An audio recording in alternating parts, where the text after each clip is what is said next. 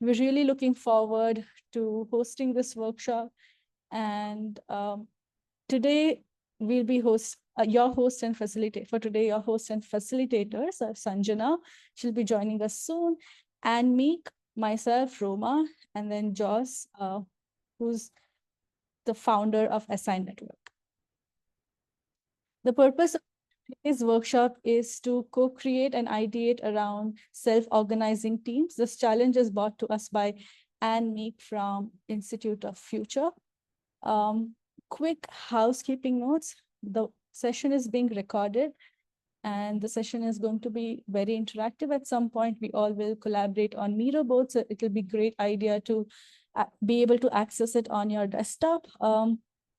Also, the workshop will go on for about 90 minutes. You could also access the resources on SI Network. We have a lot of resources on systems thinking. So you could click on the button over here and access it and join the team there. So for the first 10 minutes, we'll be doing icebreaker. And then we have a challenge overview by Anne Meek. After that, we will co-create for an hour on the workshop, on the board. And then we will wrap up with your feedback for the last 10 minutes. Would like to hear your experience and let you know about some of our touch points like YouTube, LinkedIn, where you could connect with us. And now's the time for icebreaker. So the question here is, what in your experience has worked well in the teams you have been part of? You could pick one of these sticky notes on the board and type in your answers, and we can start now. Maybe for next 1 minute, we could work on, we could answer this question.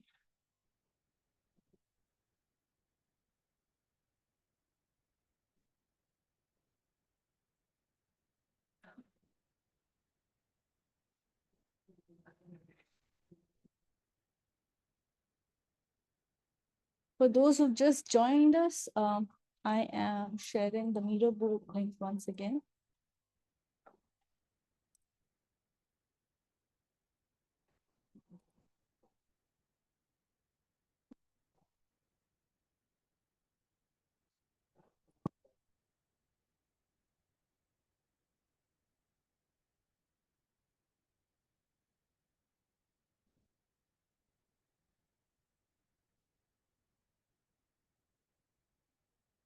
All right, so we see someone writing, bringing snacks to put everyone at ease and share food. That's my favorite part of meetings too, the in-person ones. Team felt responsible for the process and result. Joint vision, making food, amazing. Thank you so much for participating in the icebreaker. Now, let's move on to the next part, overview of the challenge.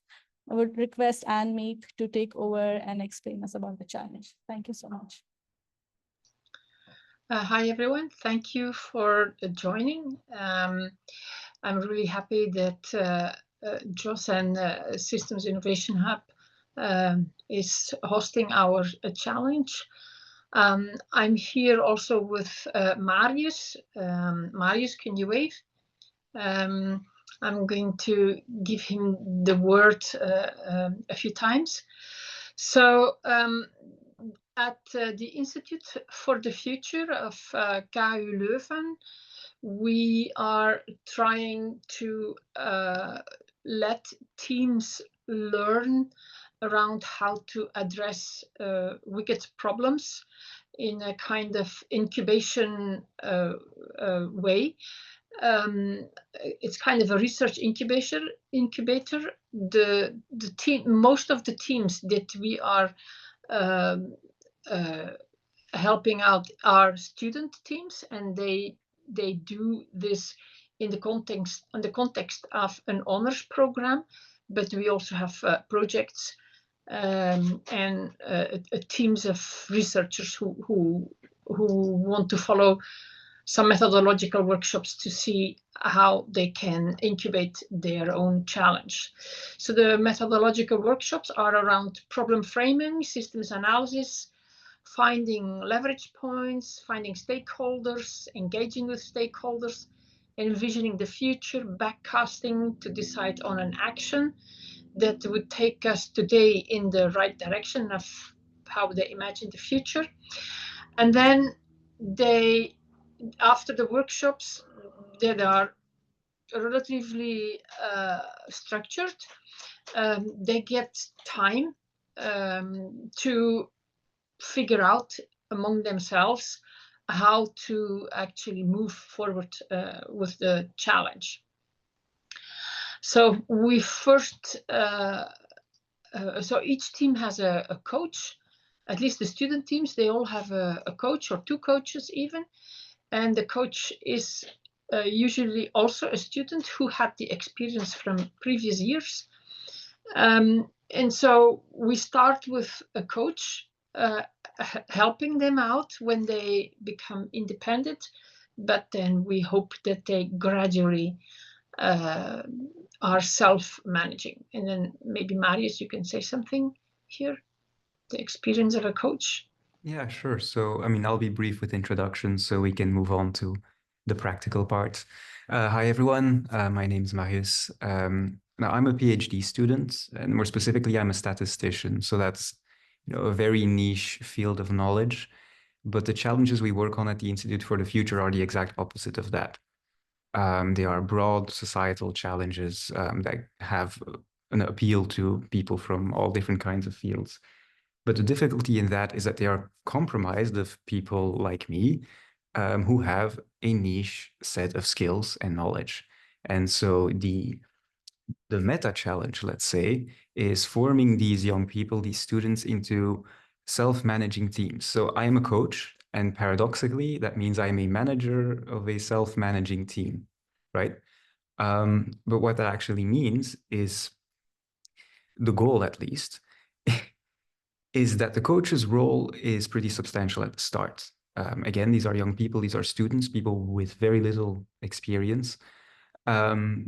And hopefully, so you guide them at first, but hopefully as the challenge progresses, they will become mostly or ideally even completely self-managing. Now, that means Annemie and I will pitch you, today we will pitch to you some challenges that can be encountered in a setting like that. And together we will brainstorm about potential approaches. And you will see, of course, we are also an institution, an educational institution. So this will permeate through everything we talk about today. Now, even if you're not an educational institution, the relevance is still there, because in any team you have, you will always have more senior and less senior members, meaning every project that you work on will have both a project dimension and a kind of meta dimension, which is the training dimension of the people working on that project. Because once they're done with that project, at some point, they will move on to a different one, and hopefully they will be more capable by that. So that's what we'll be talking about today. Happy to see what all of you have to say, and see you in a bit. Yeah, thank you, Marius. So I'm giving the word back to Roma. Great. Maybe I'll pick up Roma. I think Sanjana's got a bit confused with the time, so she may be a bit delayed, and I'll pick up on the workshop here. Let's jump into the mirror board. So we're gonna, drop a little bit more info there if you want to learn about. Maybe you drop a link into the chat also, Roma, for people to take a look at the website. This is the Institute for the Future. Some of the students, maybe Mario's there, I'm not sure. Marcos, is there. Some of the projects, and then, of course, this kind of incubation process down here.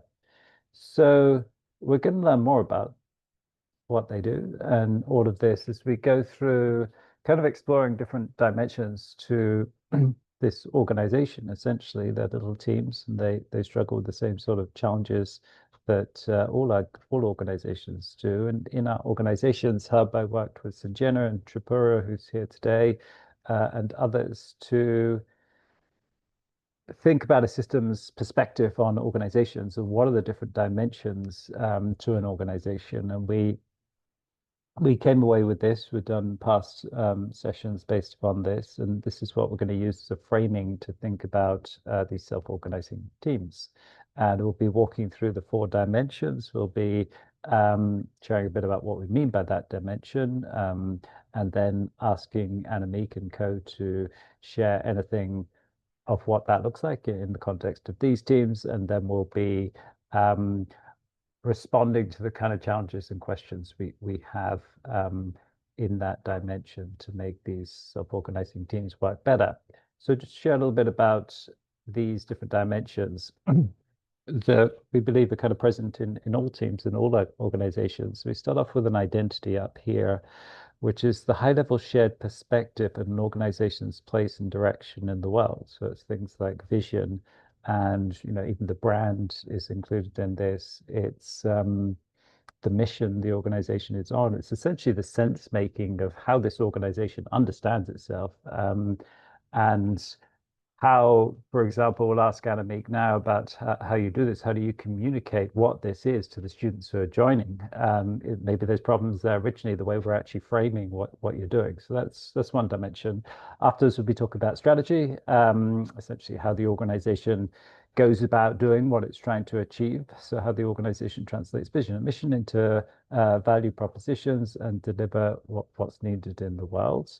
Structure is the organizational structure, such as roles and guidelines, desired interactions, and patterns of organization that structure the teams and so forth. And finally, operations, which is the process and methods through which teams get things done. And that's what we're going to be looking at. We'll start on the top left here. So just to come back to the challenge here, Annemiek, what do you think about this question of the way you're actually framing this whole thing? There's many ways of telling a story about organizations and so forth. Companies spend millions and billions on their branding to try and help people perceive them in the right way. Do you think you're communicating, well, how are you communicating what you're doing? And I know it's an incubator and that's how you present it to people, but do you think that maybe there's better ways of improving that, the whole identity of this and the kind of broad value proposition? Would you like to share kind of how you communicate it and if you think there are challenges there? Okay, so about communication, the challenge is specifically brought for the educational context, for the students. So what we do is we start advertising about the challenges somewhere in May through many different channels, social media channels, student channels, university channels.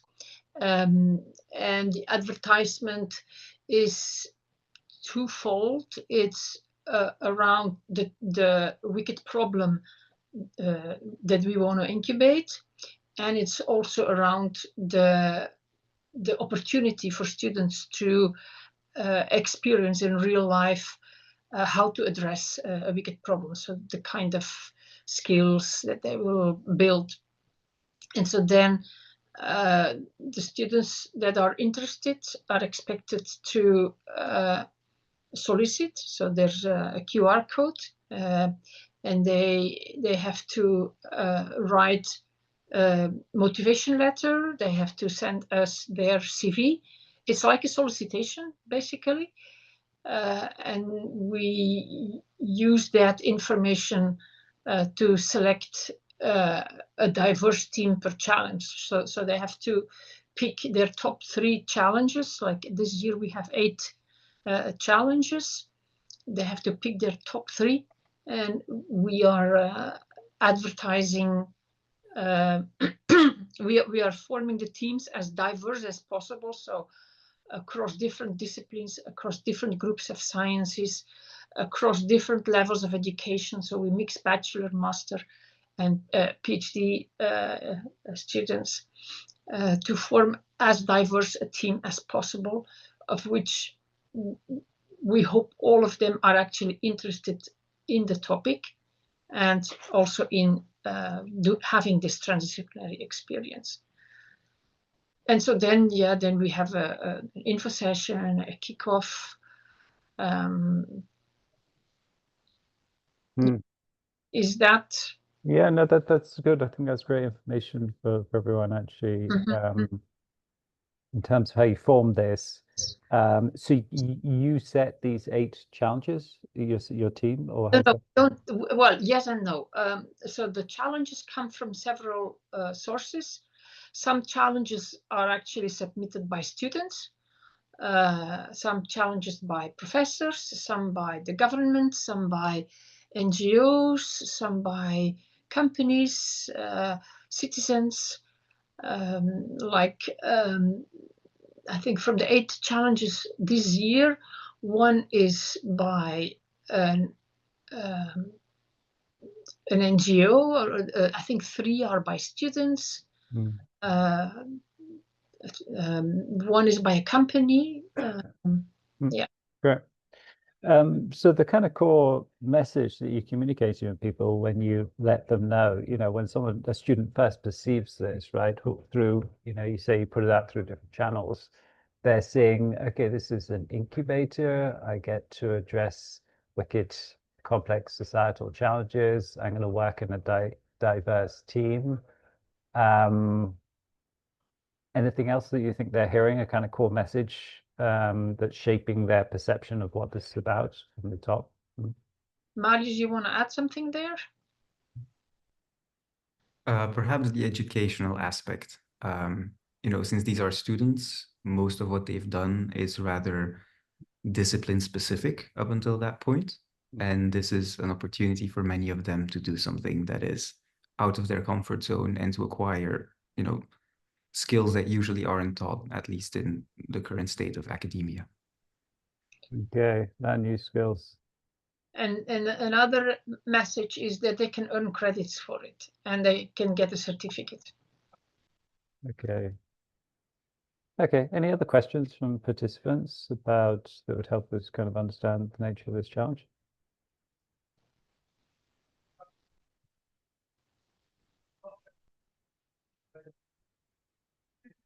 Somebody's trying to talk. Yeah, how is, so Kim, do you want to unmute? Yeah, sure. Yeah, I think this is really interesting. I feel the interdisciplinary approach is so beautiful. But I'm wondering, when you are selecting the challenges, how do you perform the actual analysis and mapping of those challenges? Because that forms the foundation for the interventions that is later developed. We don't. Okay, so we first assess whether the challenge is wicked. Then we have a form where they have to fill in a few fields. We also ask the challenge submitter their assessment of why it's wicked, their assessment of potential stakeholders, their assessment of the types of disciplines they want students from, and how they want to be engaged by the students. Like, are they just giving us the challenge, or do they want to be part of the challenge? Something like that. Yeah, that could be an important part around, what's the opportunities for taking this forwards, or what do the students perceive as the potential for getting support for taking it forwards from the challenge holders and things like this. I'm not sure if you've thought about that. Sorry, can you repeat it? Because they're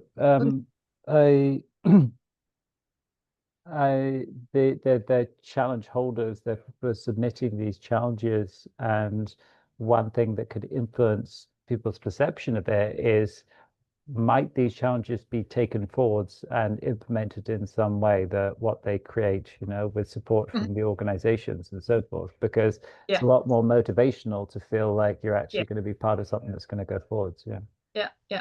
So if the challenge comes from students, it's usually because the student either is interested in it and thinks that not enough is done about it, or it's the student's PhD topic and they want a more broader view on their own research, or they have been a student a team member in the previous year, and they want to experience being a coach of a team. So they continue the same challenge because they are actually interested in how it's going. And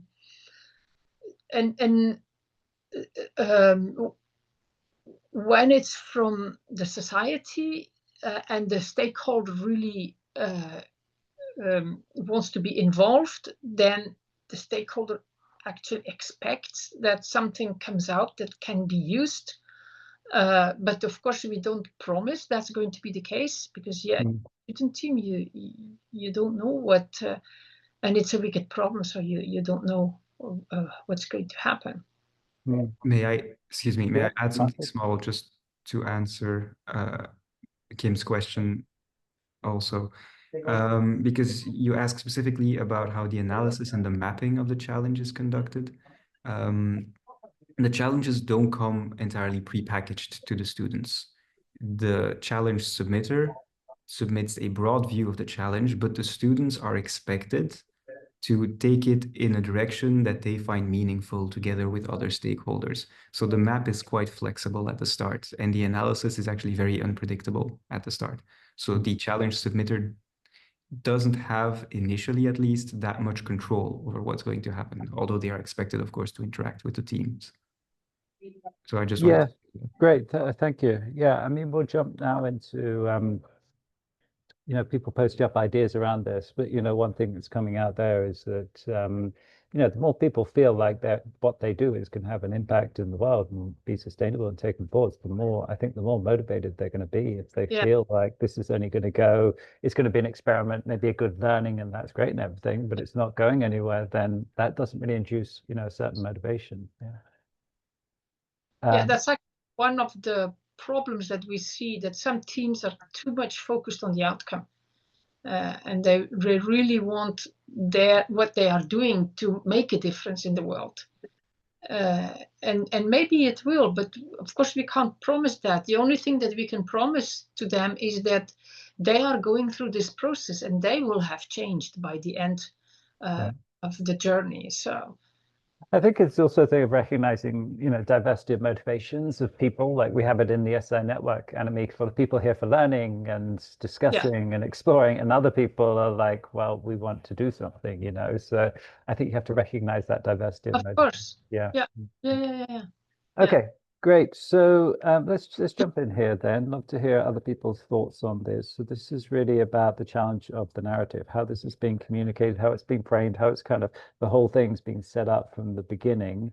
If you have any ideas around that in terms of how this could actually really empower and energize and really create the right inputs to all of this for the students, please grab a stick either on the side here, drop it down and post up any ideas you have. We'll take 5 minutes or 5 minutes to do that. And then we'll come back and take a look at them. Do encourage you to engage in posting. It's an exercise where if you contribute and engage in it, that will help you think through this challenge also, and your learning and experience will be amplified. So we will have the mirror board link. I'll put some time on the clock. I'm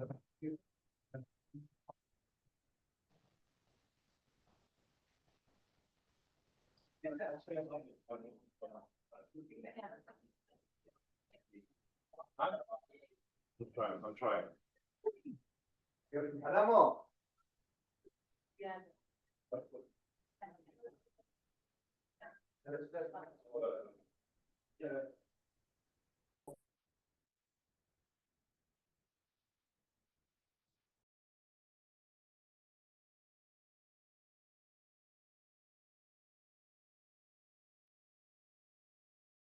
And I mean, for Annemiek and team, if you have ideas that you're still exploring or ideas that are coming to you now, you might like to post those up also.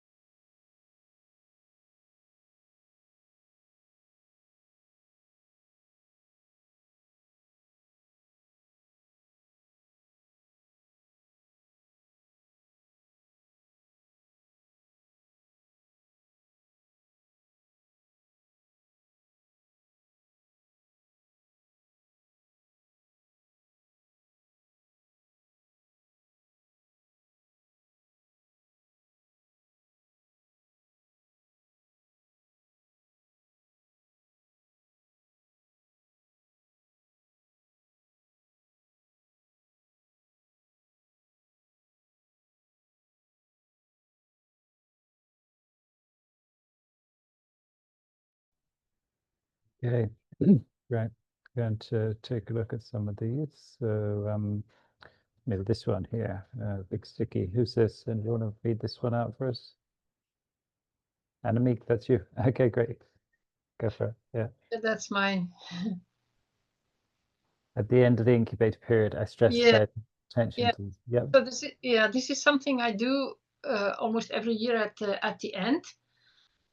But now that I'm thinking about it, maybe I should do that at the beginning, because we see that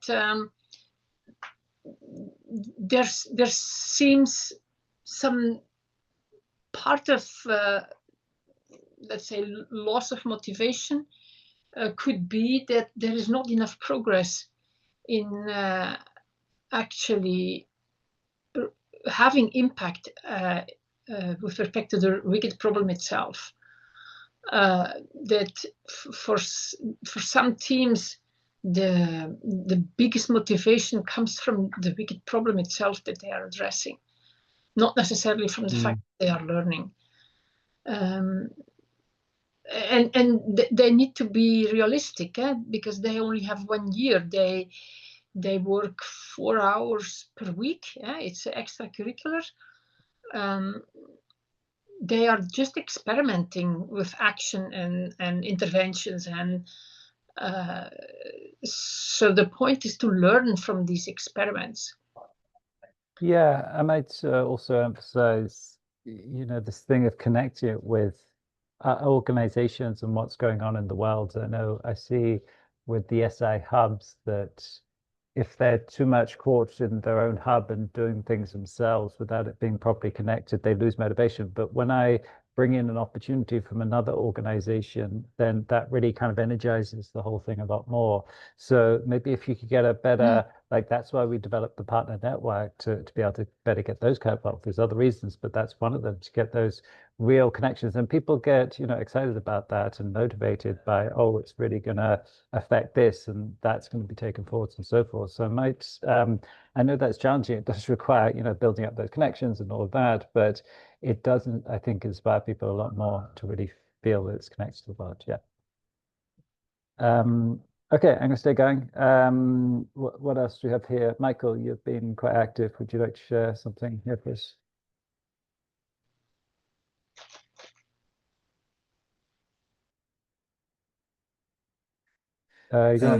Yeah, sorry, this is kind of familiar to me in a way. I mean, that whole challenge framework, it's something that we worked in about 5 years ago, really, with corporates, and a similar kind of challenge framework. And I think in that, what you're saying there, Annemiek, is really about the motivation and framing the participation, and the context, which is an experiment. So you're experimenting in the process of engaging with systems in order to be able to learn, and if something goes forward, then that's a bonus. So I think there needs to be clarity around the nature or the modality of your participation. What we saw in a corporate context is really thinking about a challenge. Let's say, let's just take an example in terms of sustainable movement of goods. That's the frame. How do we do that? How do we do that better? But there needed to be kind of clear incentives and criteria for taking initiatives forward. So I think there is value in running it to some extent as a pipeline, in evaluating propositions at points in time, and to making a clear and principled and objective decision about whether a project should move forward or not, and not it being an arbitrary question. And if there's a proposition of value, then the question is, if the people that have originated and worked on it are no longer willing or capable of taking it forward, then how is it packaged and made available for other participation? So I think there's one thing which is things didn't go forward because I personally didn't have the energy, or I had to commit to other things, but I feel it's a bit of a shame that all of this good work didn't roll forward. So how do we find a way to take a proposition forward at a point in time where the original energy is dissipated for some reason? One of the key factors, in my view, is that there needs to be a commitment to taking a promising initiative, however that's determined, forward. So there needs to be a commitment of resources or connection to other organisations, etc., that will carry that forward. I think the difficulty is within the programme, within 1 year, it's bounded by time. It's a wicked problem. It's never going to be solved, even if you only take one particular aspect of it. And therefore, as an individual committing only 4 hours a week, which is a very small amount of time, is that really going to move the wheel? Are you really going to learn anything? Is there not a way to encourage more sprint-driven episodes within that 1 year frame to move the project forward substantially? Otherwise, it trickles along 4 hours by 4 hours by 4 hours, and it doesn't really get anywhere. I'm not questioning the design of the program or the learning opportunity, but if the objective is to experiment and deliver an outcome or useful outcome, then maybe we need to kind of press on the accelerator from time to time. Sorry, lots to say on this one. Yeah, it's great. I mean, I hear two important things there. One is actually, could you make this accumulative? I think is what you're saying, Michael. So even if a team drops it, then maybe there's something for the next team to build upon. Is one thing, and then the other is maybe these people who submit the challenges, you could get them to share more, or even some commitments about how they might take it forwards. Does that sound relevant, Annemiek? Yes. So this is all very interesting. Of course, it comes with its own difficulties because we don't have any budget. The university doesn't put any budget in this. So we are basically running on, let's call it mecenat funding. So we also don't charge challenge submitters, that they don't have to pay. Of course, that makes it very freewheeling, like you say, because also we can't necessarily promise something. So why would they pay if students are not delivering? So I mean, it's not necessarily paying. It's them, taking it forward in some way. Michael was saying, some commitment to, if we achieve this, would you be interested in then taking it forward?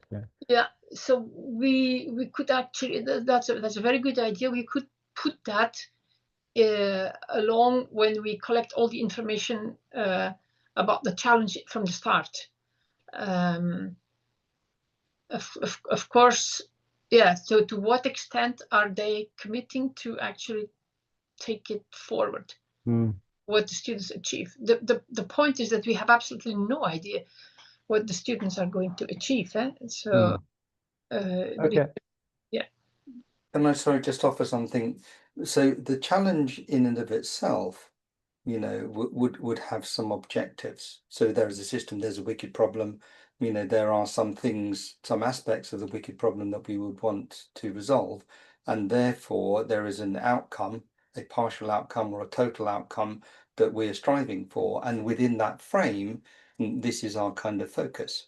And I think rather than saying, yeah, we're dealing with food, or yeah, we're dealing with education, or yeah, we're dealing with health, what specific aspect is the focus of the challenge? Once you have that, effectively, you're creating, let's say, a solutions framework or an exploration framework within which people can propose more specific initiatives. So what we did was to ask the organization which part of supply or demand or integration in relation to the movement of goods are you interested in solving? And that gave a better frame. And I think when you have that allows you to have conversations with other stakeholders, including funders.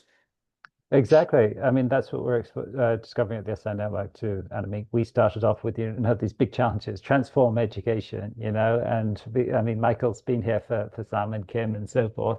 And it's great, and it engages people on a certain level, and it's good for learning and everything. But if you want to, really take this forwards, you've got to embed it in the world and the challenges that real organizations have. And they have more specific things, So I think Michael's saying, is there a way to kind of connect this with more specific challenges that real organizations have? And then they could see the value in kind of taking it forwards.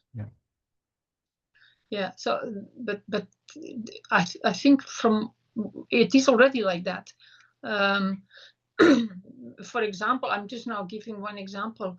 An NGO that is engaged in education for adults sees the rise of conspiracy theories, and they don't know how to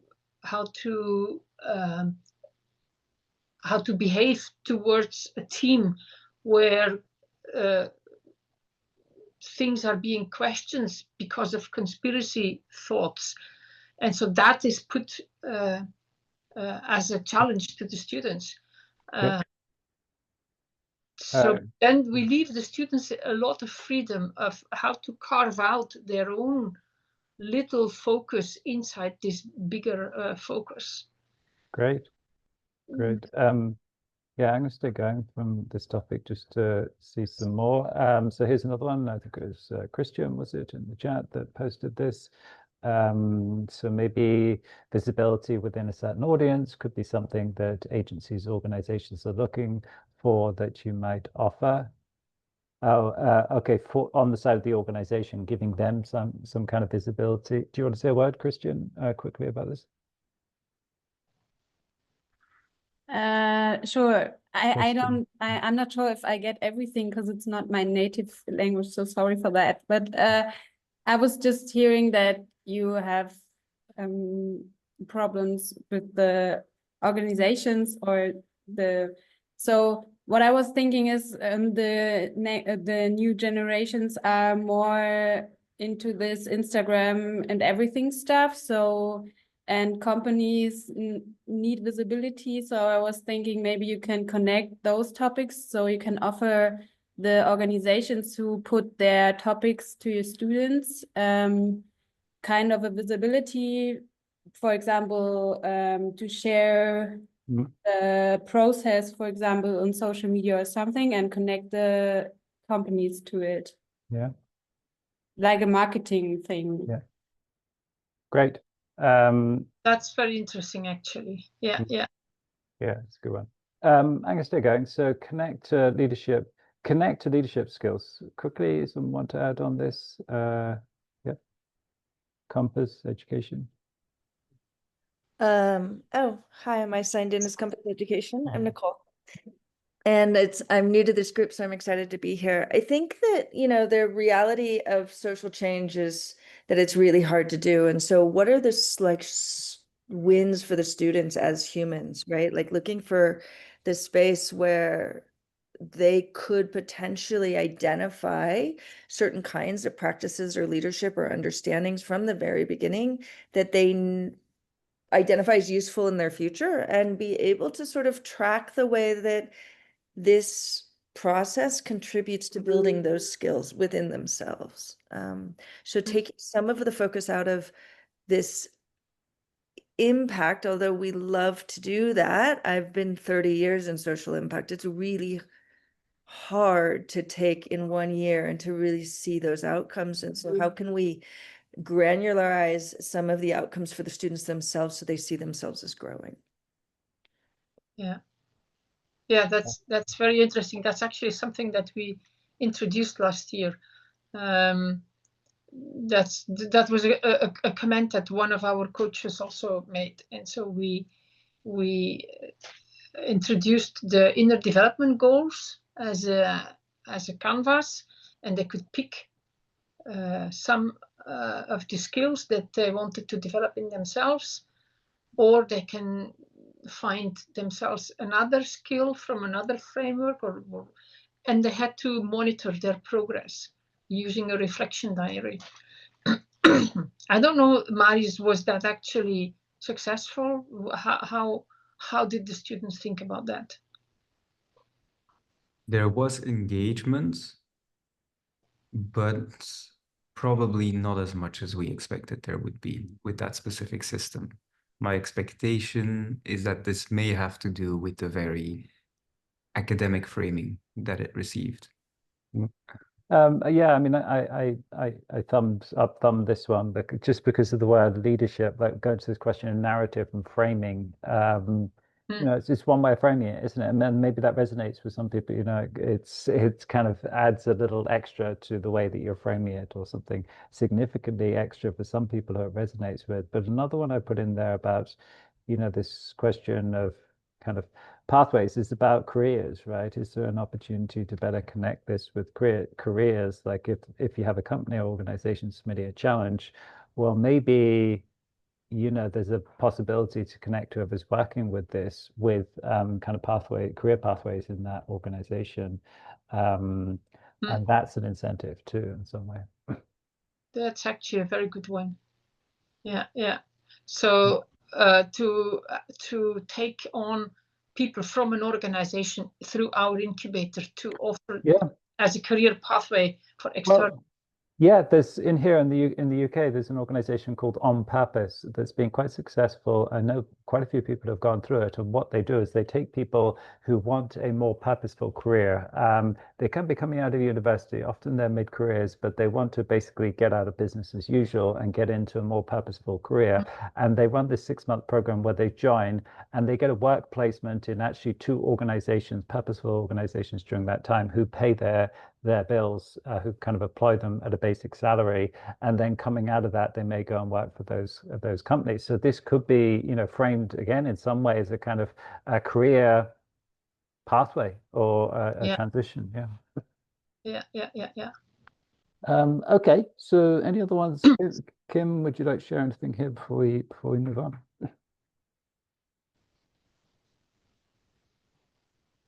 Or Karen? Yeah, you with us? Thanks. So, you know, we work a lot with student entrepreneurs, and one of the things that I constantly hear is that, you know, the sessions are great, okay? Even the connects are great, right? But like Anna just said, you know, creating impact takes doing. You can learn the theory as much as you like. You can look at role models as much as you like.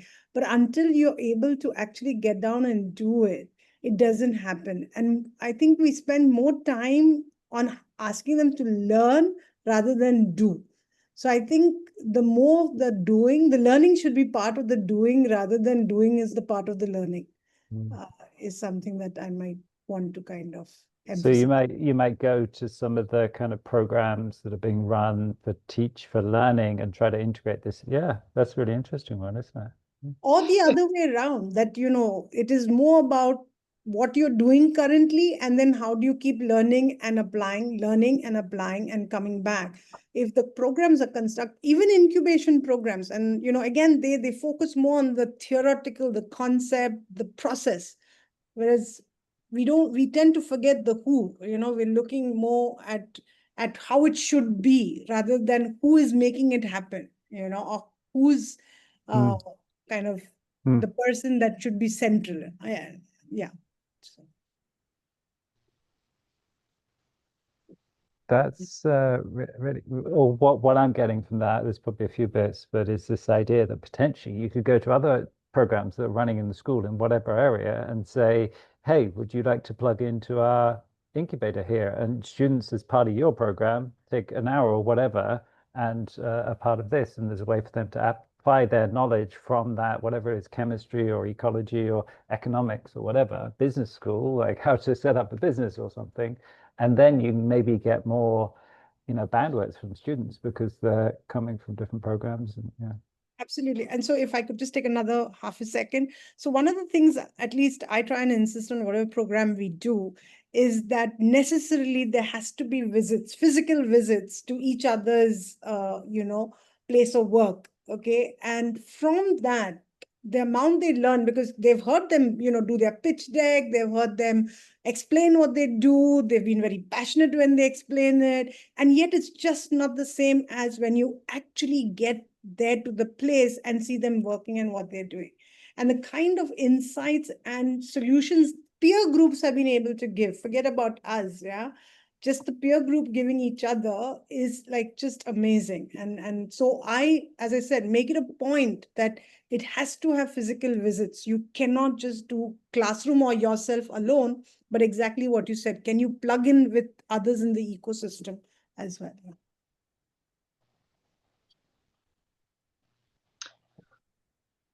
Okay, so yes, we try to do that. It's a lot of work because we don't have one challenge for all the students.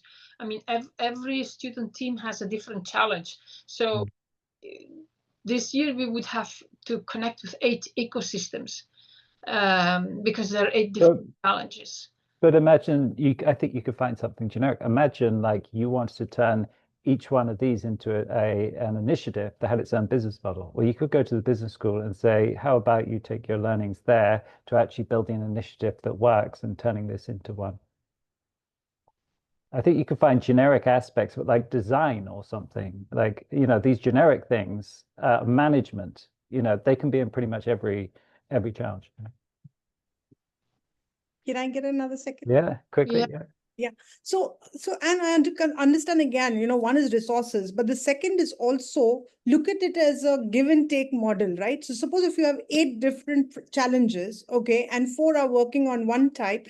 I mean, all 8 are working on different types. But let's say if you do a 4 and 4, and you say, okay, 4 are going to give right now because the others don't have this. These 4 don't have this problem, but maybe these 4 have these problems. So can you pair them up to say, okay, one is going to talk about problems and the other is going to give solutions. So when they hear solutions from peer group, they know it's workable. They know it's real, right? It's not theoretical anymore. So what happens is you're also encouraging a give and take model, which goes beyond just a classroom learning. There's so much more layers to that learning, right? So just wanted to share that. And we have done that again. They do that already, yeah, because they pitch to each other and they have to actually critique the pitch of another team and give input. But the doing, I think that's probably, from what I hear now, what I feel is that the doing is probably the critical part. We don't have enough doing. But then how? Because we cannot, there is another educational program that is about business models. So we could connect with them, and then at the end they could propose what they imagined or they experimented with as an input for the other program, which is about building a business model about it. Yeah, most universities have those enterprise incubator kind of programs. Yeah, that you can plug it into. But I just want to comment on that, really. I mean, if you're saying that we're experimenting around and thinking about challenges, and we're thinking about, what problem we're solving and who would be customers for that, and how would the world change, and what the value is, etc., and then building a business model suddenly becomes the next thing that you do. That's mad. That's mad. I mean, that is building a business model is not building a value proposition canvas. It's thinking about, where do you create value? How do you extract value? How do you share value, etc. So if we're not doing that in the context of the challenge and imagining that's something that comes up later, surely this is definitional. I mean, a business model is not something that you document later. It's something that you build in the process of exploration. So this is fundamental. Yeah, I think. Okay, but these challenges are for another program. We have a separate program that does nothing else than these kind of things with business models. We think more about interventions, like policy interventions, or. But yeah, I think Michael's saying, as you go along, you should be thinking about, what could this be as a social enterprise that's self-sustaining in terms of its value creation and so forth. Yeah. Okay, let's move along. We've got a lot of great ideas. Yes. Yeah. Let's dig on here. So strategy, which is the question of really how they go about addressing these challenges.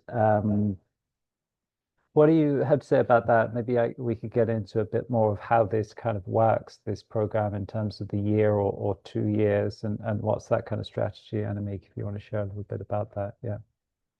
So I'm not exactly sure what you mean by this question. you want to understand how the program looks like? Is that? Yeah, essentially. How do they, okay, if they have this kind of challenge they're trying to address, well, how do they go about that over the course of the year? Yeah. So, well, each year we learn from the previous year and the program changes a little bit. So let's say for this year, we have learned from last year. So we have a kickoff event where the teams are actually meet each other for the first time.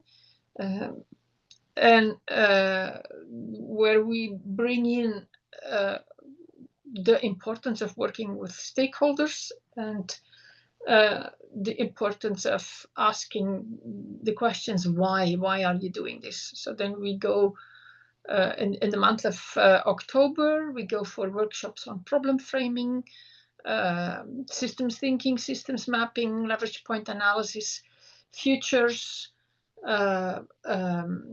actor constellation, backcasting, and then that's kind of the methodology, and then they have to do that with the stakeholders. So then they have to go out and actually try to do this kind of exercises also with the stakeholders. And then at the end of the semester, somewhere in December, they present their joint theory of change, and then they by the beginning of the next semester they have decided on an action, and then they actually design the action together with the stakeholders, and then they do the action, they experiment, they learn from it, and then they write a poster for a symposium and present it to their fellow students and to the public.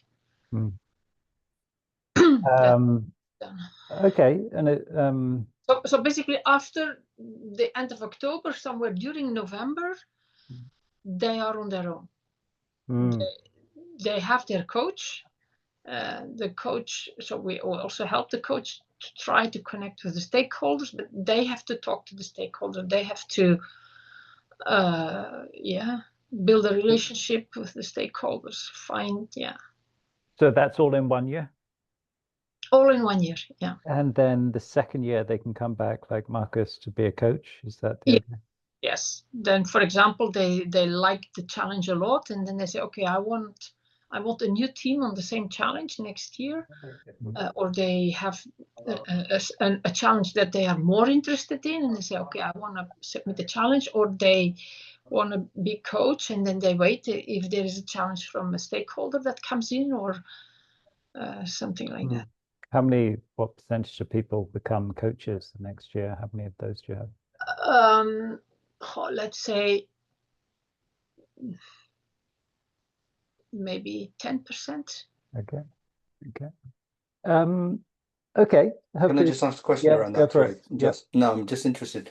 And thinking about, who's a coach and who's a good coach, and what's the motivation of coach, and maybe these are questions for Marcus.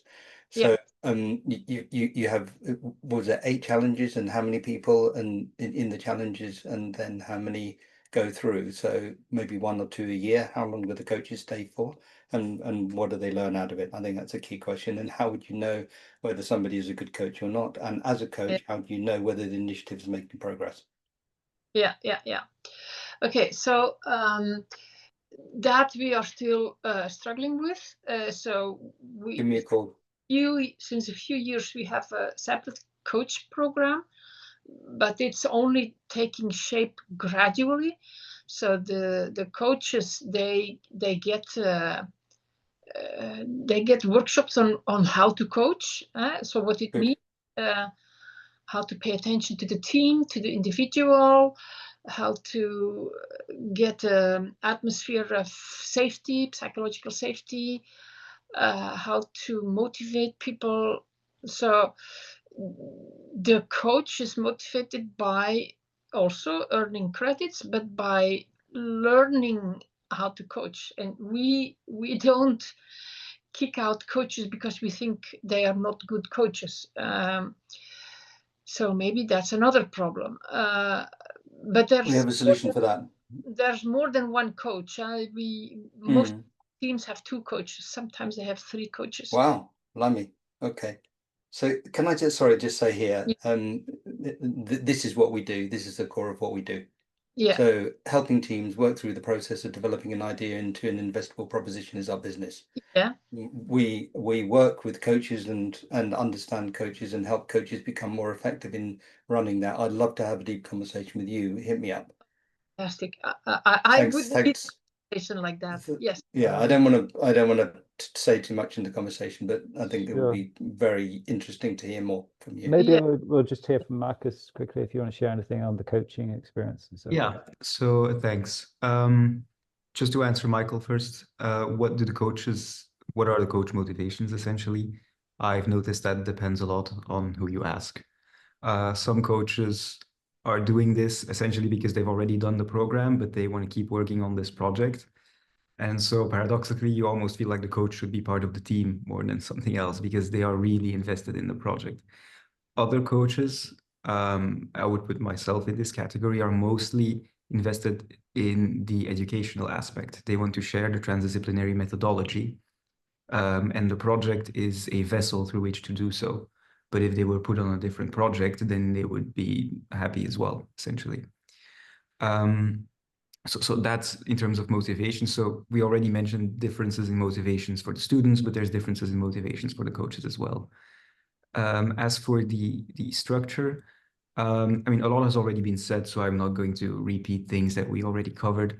But one thing I'd like to put here into the soup of discussion is the challenge of how was already mentioned, how at the beginning the students are really strongly guided through what is essentially a purely educational program, and after a point, gradually, but not in that much time when you think about it, they are expected to take action themselves, to self-organize almost entirely. And that transition from the perspective of the coach can be tricky because your role as a coach is expected to change throughout the semester, and the speed at which it changes and exactly how it changes, which duties you let go of first, is something that we haven't exactly found a solution, well, an answer to yet.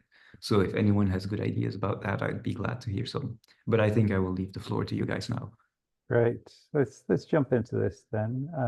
It's really the question of, the process that Annemiek was talking about, the coaching, how you go about this over the course of the first year, and then the coaching in the second year. Roma put out some notes about what that looks like. If there's anything you'd like to share there, we'll take 5 minutes now to post up ideas about that method, about what could come out of this, a pitch or something like that, or a better way of doing the coaching, and so forth.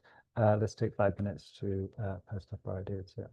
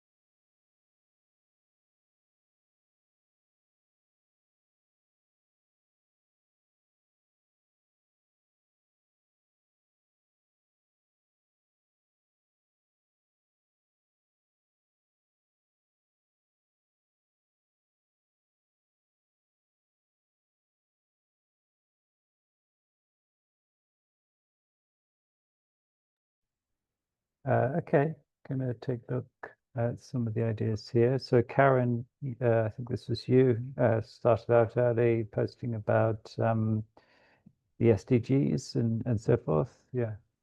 Yes.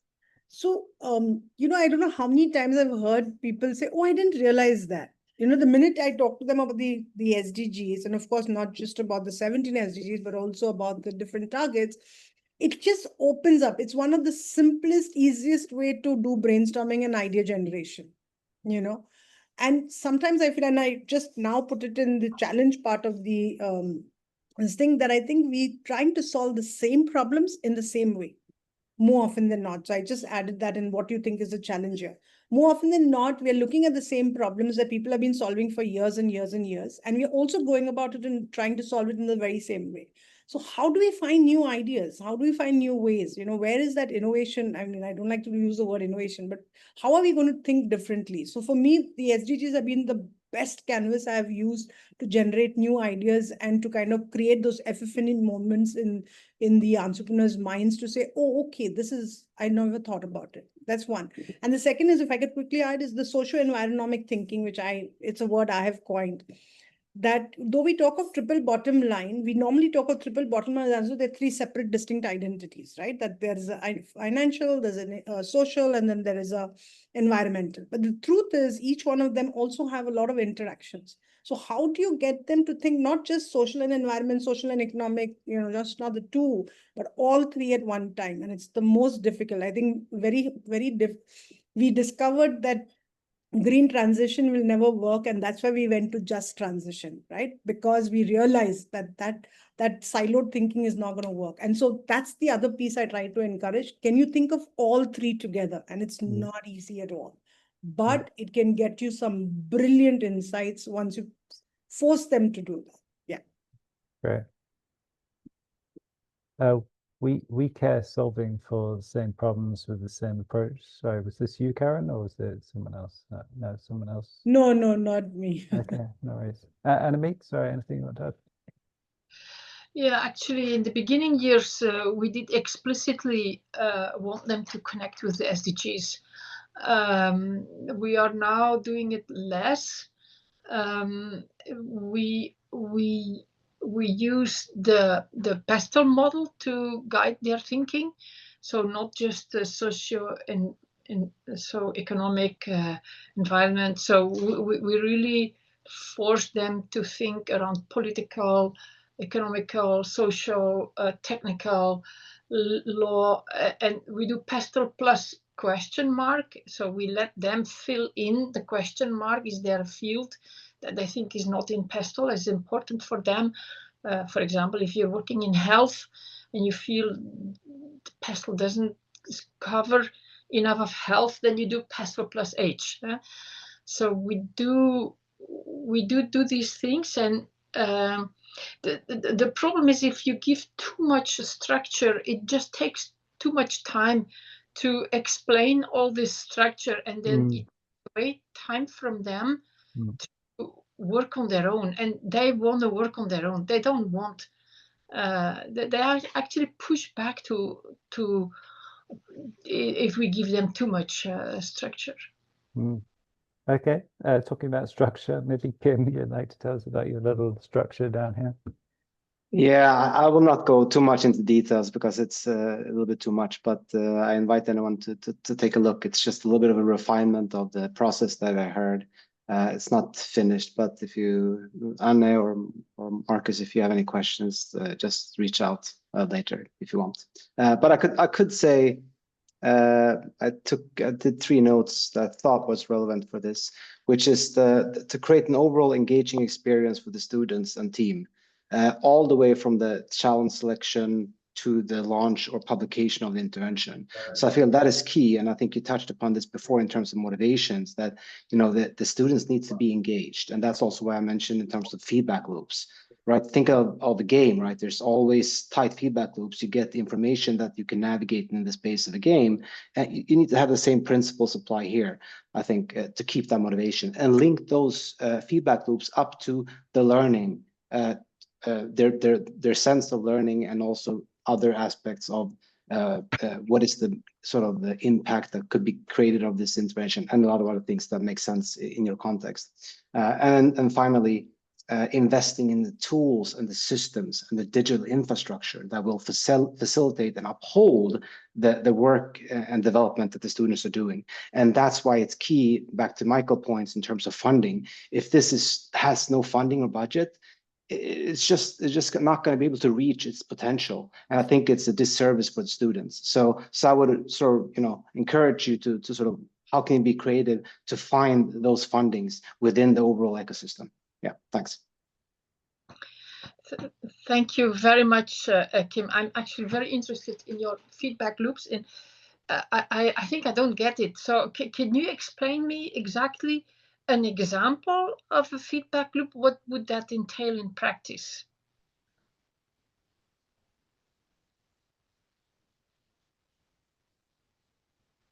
Oh, yeah, not sure what's happened to Kim. I mean, okay, sorry. Yeah, I can just, I mean, Anna, we can go into this later if you want, but just one example. Let's say you're working on, the students are working on the theory of change.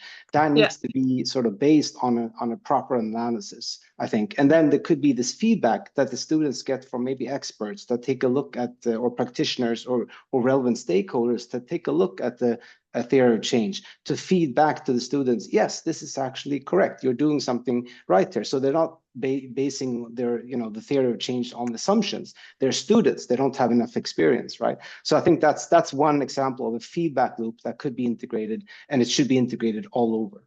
Yeah. Yeah. Okay. Thank you. Thank you. Yeah, I mean, the coaching is a good feedback loop, I think, the way you get them to kind of come back and support the next iteration. There's many others, like he's talking about gaming, in game dynamics, there's a lot of like, you take an action and you if it's in the right direction, then you get a signal like points or whatever coming back to you to say this is the right thing, and you're accumulating them as you take the right actions. So there's multiple forms of feedback loops, but it's essentially getting something going kind of in that cyclical form.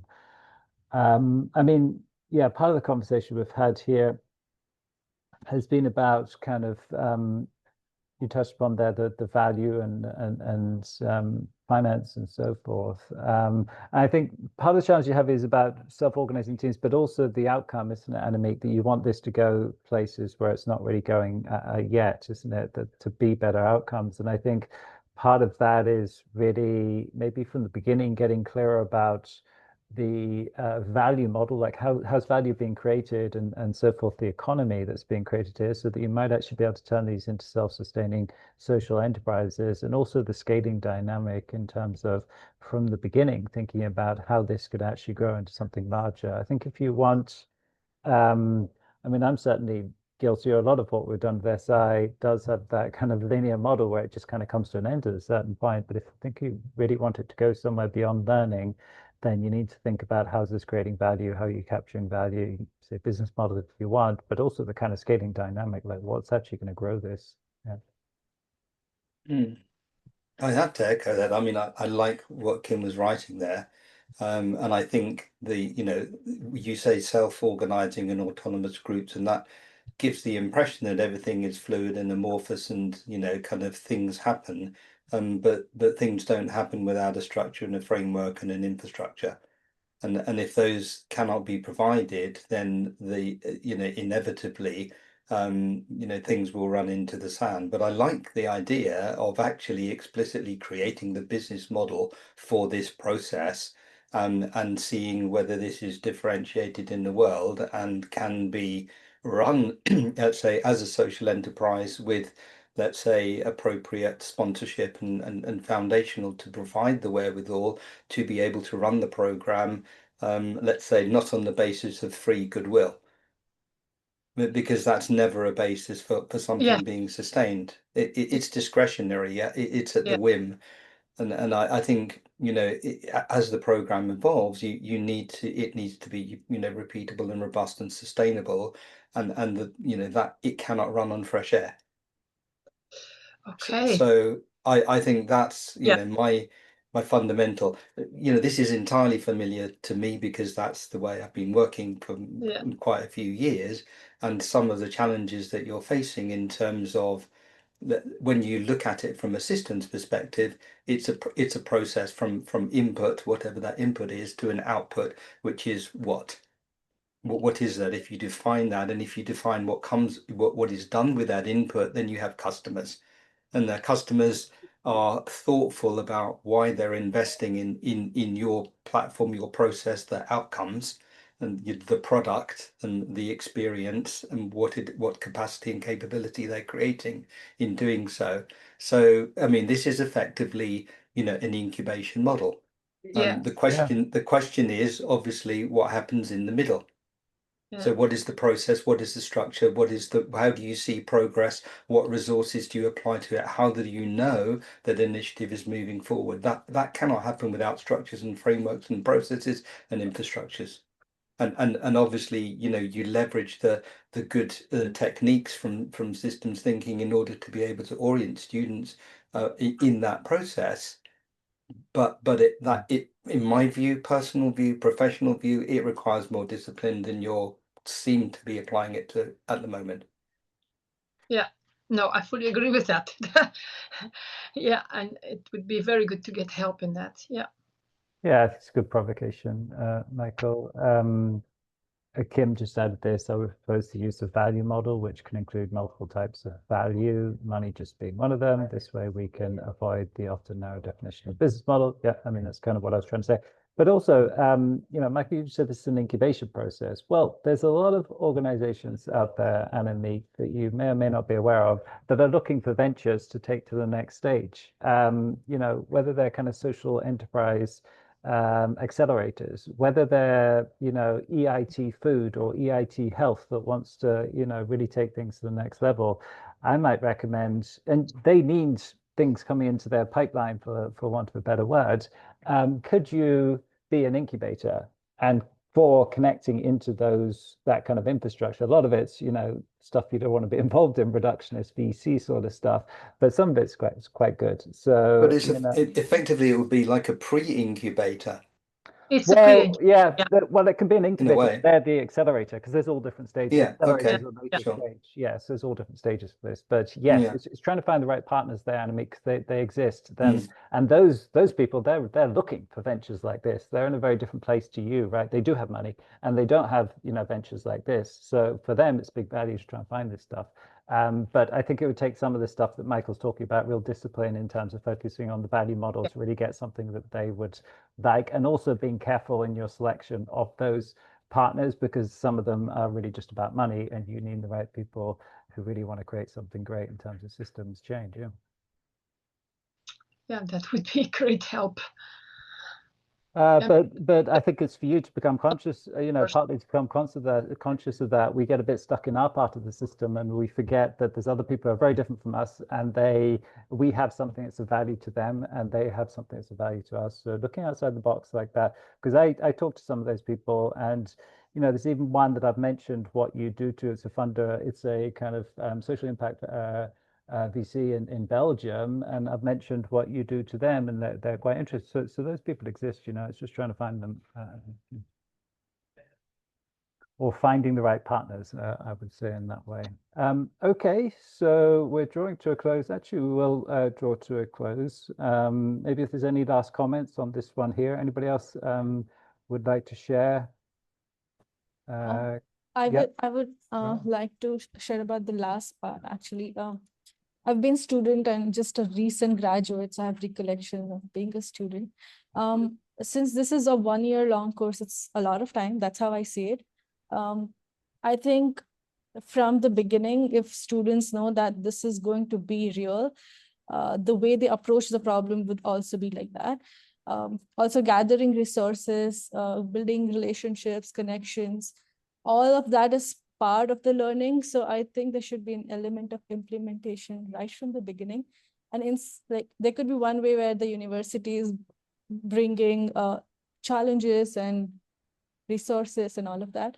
But also there could be other way where students go and find these people, and the university could support them. So that would be something. Thank you. Thank you, Roma. Thank you. Great. Okay. Yeah, unfortunately, we didn't get all the way through the workshop, but that's fine. We had lots of amazing ideas. I'm going to draw to a close. Karen, did you want to have a quick word? Or no? Very quick, I put it in the chat, but I just wanted to talk about the value models that Kim spoke about. So one of the value models that I use all the time, I say is like, what you value is the value you will create, right? So if you value humans, you're going to create human capital. If you value nature, you will create natural capital. If you value community, you will create social capital. And if you value long-term sustainable, infrastructure, you'll create physical capital. So so that taking away from the financial capital, rightly what Kim is saying, avoid thinking of it from a purely financial capital. There are 4 other capital that you can create, which also obviously links to your triple bottom line and value co-creation. So just want to share that. Thanks. Yeah, and I think it's the thing, our experience with SM, my experience, Annemiek, is if you just set things up for learning, then they kind of, I think, they come to an end when the learning comes to an end after a year or whatever. If you really want things to go forwards and to grow and have an impact, you need to be thinking about the value of it and the kind of model for that from the beginning and how this is going to grow and develop in the world. Yeah. Do you want to speak to that, Annemiek, or? Yes, so it's actually, we started by thinking like that, and because we were not reaching the impact that we hoped for, we saw that the learning became more important for us. So yeah, but then there, of course, you don't have the investment if you focus just on the learning, except from a human resources point of view, that you, like Karen said, that you invest in humans, and so you create humans with a new potential. Yeah. But it doesn't have to be either or, does it? I mean, Yes, we would like it to be both, but we need help. Yeah, I know. I mean, I think that's the essence of a social enterprise, right? Is thinking about value in the full context. So, yeah. Okay, let's draw to a close. Marcus, would you like to share anything before we wrap up? How was this for you? Not necessarily. I'm really happy to have had this conversation. Thank you for everyone for participating. This was really nice. Yes, thank you so much. Can we somehow save the chat box, because there's so many interesting things? Yeah, I will be able to share that with you. We've got the recording, and I'll have it in our Zoom. I'll share that with you, and maybe you'll definitely have the mirror board here and recording and everything. And maybe we'll try to find a way to synthesize it, Annemiek, to get some key insights for you. I got more out of it than I expected. So yeah.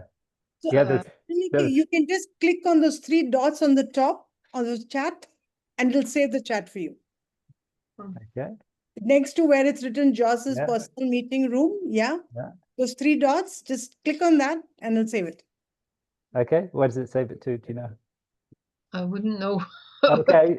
So it says at the bottom, save to chat, and then open in Finder or open in. No. Just click on the 3 dots. It'll say save chat. Yeah. Yeah. It will save it in your local file on your computer, the local folder. Yeah. Great. Alrighty. Well done. Exactly as you say, Annemiek. I thought there's some good insights in there. Yes. Yeah, we've got to kind of synthesize them up to get some clear outcomes for you, and we'll get back to you and chat with you on that. But thanks a lot for everyone, Karen, Roma, everyone, Kim, Michael.